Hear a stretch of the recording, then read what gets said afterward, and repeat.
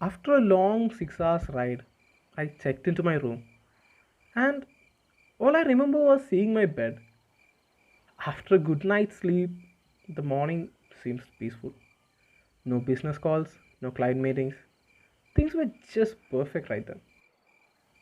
It was then I started to wonder actually, what is there to see in Coorg? I guess I should have figured out that part before the trip. But anyway, this is me. Things are always like this with me. I had my breakfast, and my hotel manager suggested that it would be nice to visit Talakaveri first, since it was a holy place. So I just decided to go along with his advice. To be frank, the place was beautiful. It was the origin of the river Kaveri, and a temple has been built around it. I went inside the temple, and with all those ringing bells and chanting prayers, even I felt a vibe in there. Fog was starting to set, so I rushed to the viewpoint at the peak. Initially, I was at my full speed. As I climbed the stairs, my energy level dropped rapidly. By the time I reached the top, I was really tired.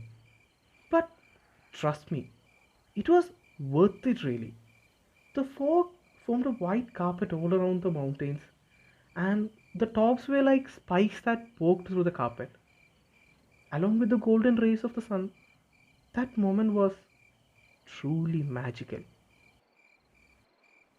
After the mesmerizing view from above, I headed down to the temple. As I was walking towards the exit, I heard someone calling my name. When I turned back, for a moment, my heart just stopped. It was it was Amira, my first love. I could feel my heartbeats. I started to hear my breath. It was it was a real surprise for me to see her there. Although I was freaking nervous, I hid my feelings and greeted her with a hi. Both of us was shocked to see each other there. I asked her how she ended up here and she replied that her friend had a work assignment there, so she just tagged along. I was really overjoyed to see her there. Even after all these years, there was something still in me for her.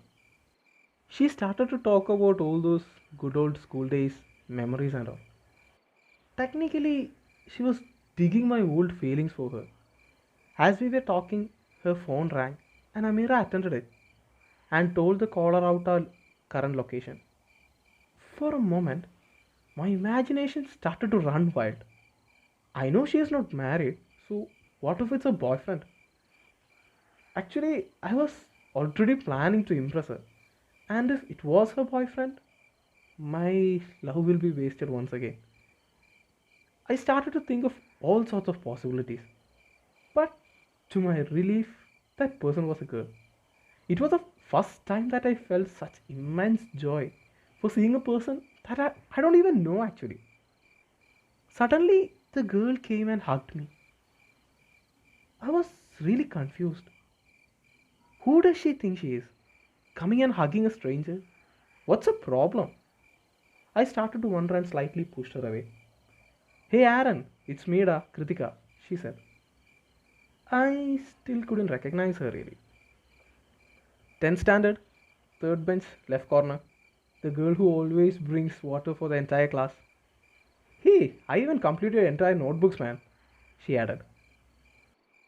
I was shocked to hear that.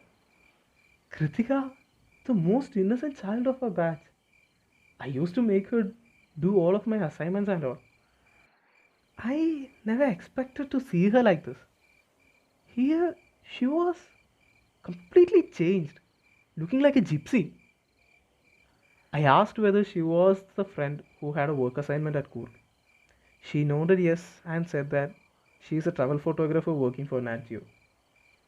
I was extremely confused for a second. The Kritika I knew was not like this. The world does wonders to people, I guess. The three of us had lunch, and it was then Amira told me that she was heading back home today since her brother had met with a small accident. I was disappointed.